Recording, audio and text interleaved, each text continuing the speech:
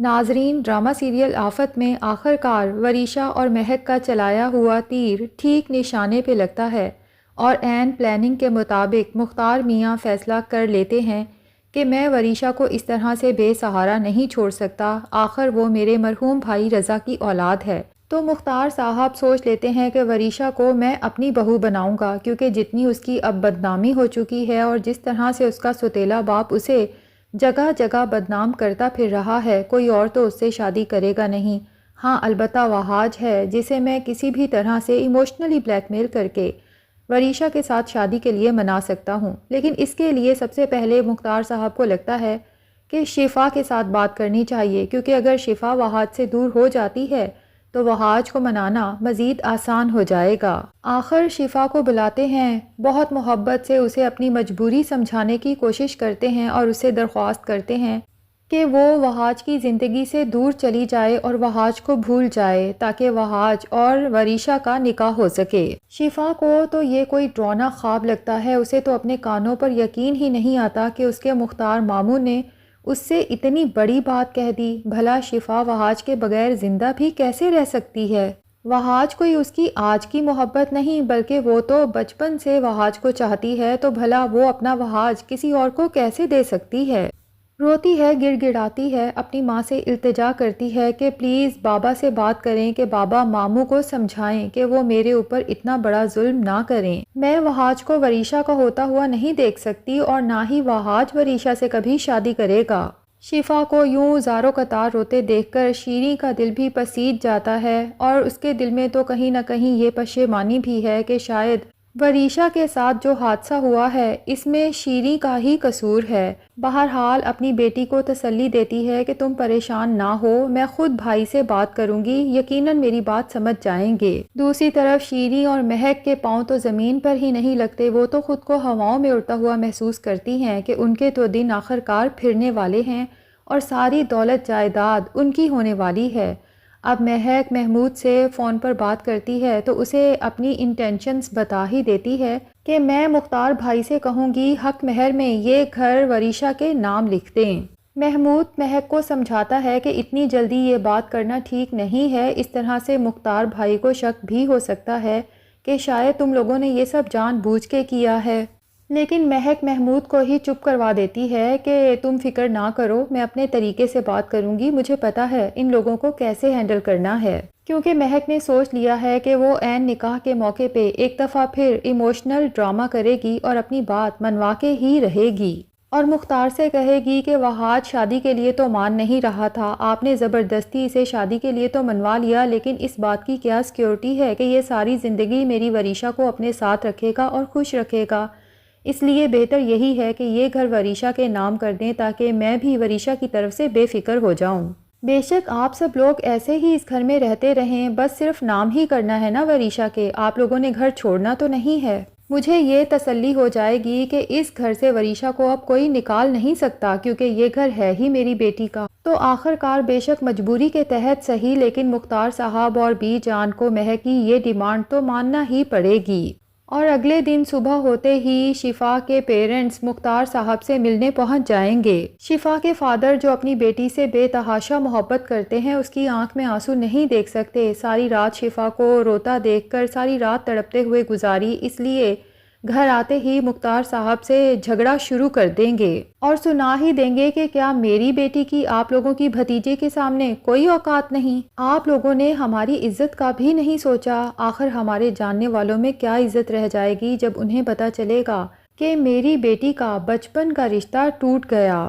مہک تو شفا کے باپ کی اس بے بسی پہ دل ہی دل میں بہت زیادہ ہنستی ہے اور سوچتی ہے کہ کیسے بازی پلٹی اور سب کو مزہ چکھایا۔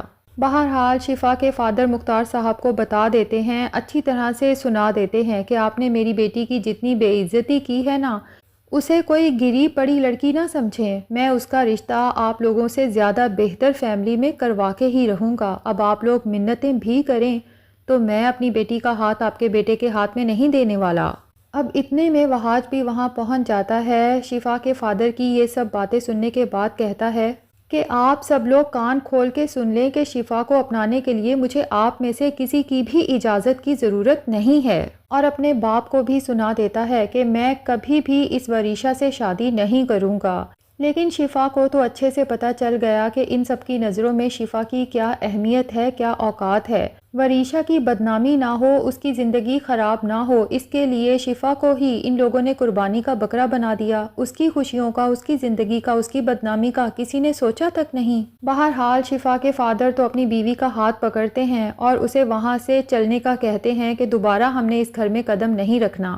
وہاج پیچھے بھاگتا ہے، روکنے کی کوشش بھی کرتا ہے، لیکن شفا کے فادر اس قدر غصے میں ہیں کہ کسی کی کوئی بات بھی سننے کو تیار نہیں۔ وہاج اب غصے میں واپس اندر آتا ہے اور اپنے فادر سے کہہ دیتا ہے کہ آپ لوگ میری زندگی کا اتنا بڑا فیصلہ میری مرضی کے بغیر نہیں کر سکتے۔ میں صرف اور صرف شفا سے شادی کروں گا اور یہ میرا فائنل ڈیسیژن ہے۔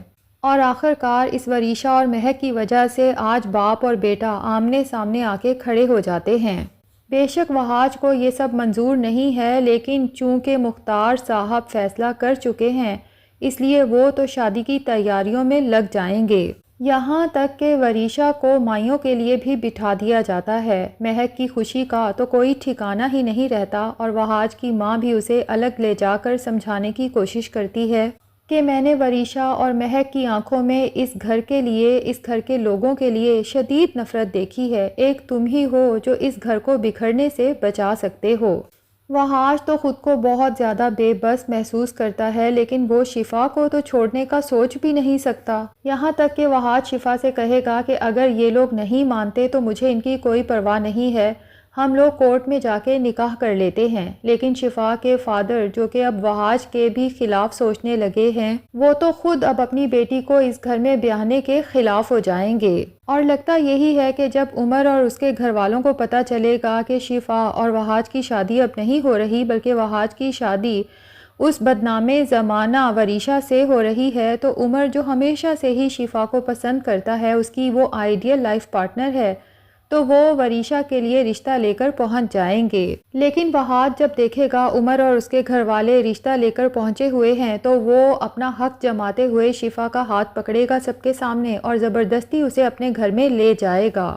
لیکن گھر پہ تو شادی کی تیاریاں عروج پہ ہیں اور وریشہ تو ویسے ہی مائیوں میں تیار شیار بیٹھی ہے۔ اب جب وہاج کے فادر دیکھیں گے کہ وہاج میری حکم عدولی کر رہا ہے اور اپنی ضد پوری کرنے کی کوشش کر رہا ہے، تو ہو سکتا ہے کہ وہ وہاج کو گھر سے نکال دیں اور اسے صاف سنا دیں کہ یہ گھر میرا ہے، اس لیے میرے گھر سے دفع ہو جاؤ۔ اگر تم میری بات نہیں مان سکتے تو میرے گھر میں تمہاری کوئی جگہ بھی نہیں ہے۔ تو ہو سکتا ہے کہ وہاج شفا کو لے کے گھر چھوڑ کے چلا جائے اور اس کے بعد دونوں ہی بہت سٹرگلنگ لائف گزاریں، یا یہ بھی ہو سکتا ہے کہ شفا وہاج کو سمجھانے کی کوشش کرے کہ تمہیں ماموں کی بات مان لینی چاہیے اور وریشہ سے نکاح کر لینا چاہیے۔